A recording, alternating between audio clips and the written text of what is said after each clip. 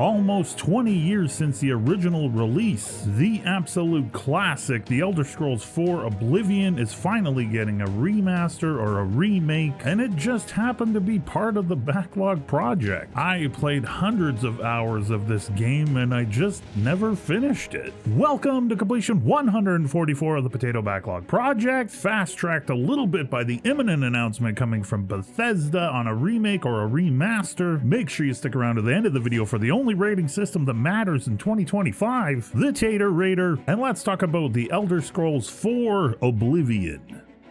Whether we get a remaster or a remake, one thing remains clear after my playthrough of the original. This game is still incredible. Yes, there are issues. Yes, it shows its age at certain parts, but the experience the game gives you still felt the same to me as it did when I got my last achievement in it 15 years ago. This time I played through on the Xbox Series X with the FPS boost. I kinda wish I'd done it sooner. My biggest gripe back in the day was the choppy play at times and the long loading times, which kinda had me avoiding this one, to be honest. Playing on the Series X cleared this all up, and for all intents and purposes, it ran pretty great. Back in the day, you really had to set time aside to sit down and commit to Oblivion, because once you get in, you go deep and time becomes meaningless. When the game first came out, I easily put 100 plus hours or more into it from release to about 2010, which isn't a lot by hardcore standards, but enough to finish all but 2 of the faction quests and explore a giant chunk of the world. That save file didn't survive my Xbox 360 dying, so I started a new game for this playthrough with the goal of concentrating on the main storyline of Oblivion. I love that Oblivion gives you so many choices, from how you build and create your character to how you want to play and interact with the world. You can be a brute, intimidate and strong-arm everyone to get what you want, a thief, sneaky and cunning, taking what you want and vanishing without a trace. There's magic, archery,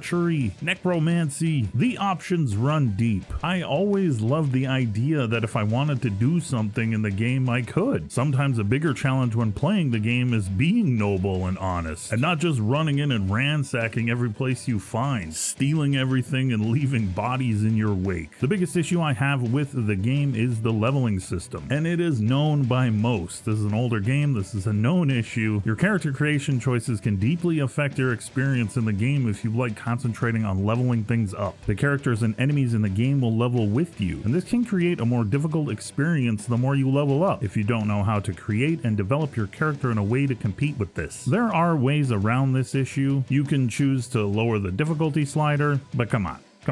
When you choose to sleep is when your character will level up if you have the XP in the certain areas, so you can choose to just not sleep. I actually only let myself level up once during this playthrough, mostly for time reasons, but I've already done a ton of character creation in my past playthroughs. I really just wanted to experience the main quest line, and I was curious if I would still have fun without continued level ups. Then I still had a great time. I took more time with other things in the game, reading books for the lore, listening more to what the characters actually had to say, and I tried to go to more places that I didn't recognize or remember going to in my first playthroughs. The combat in the game was actually better than I remember. Spells worked great and were fun and responsive. Even blocking with shields and swinging swords felt pretty good. Could it be improved or tweaked? Sure, but for the age of the game, it actually holds up pretty good. Oblivion's visuals and world kinda end up feeling the most dated when looking at the entire game as a whole. The world can feel empty at times, and the textures and graphics don't really hold up that well today. But functionally, everything still works. The lore behind the characters and the world is still built in there. Exploring and finding surprises is still fun, which actually counteracts the visuals for me. The game can still feel like a deep, rich experience, even though it might not look like it,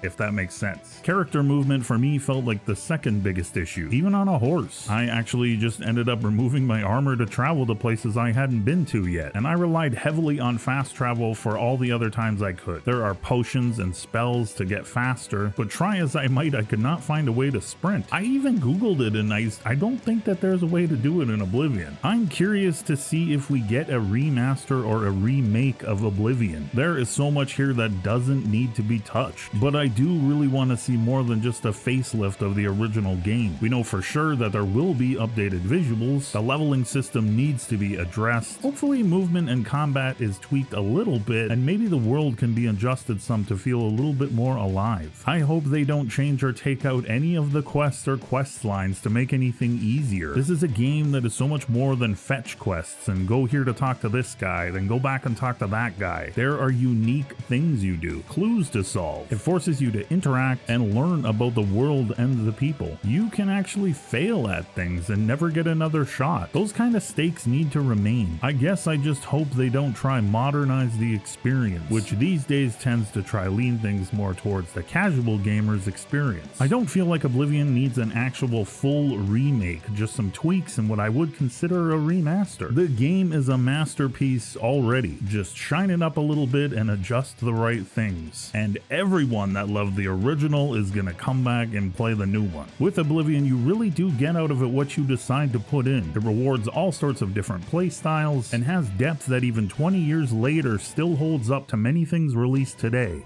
5 happy potato faces out of 5. Even with its flaws, this is one of the best video games ever created. And playing the original today in 2025 still holds up as an excellent gaming experience. But with that, the Backlog project rolls on. Be kind to yourselves and others that deserve it. We're on to the next one.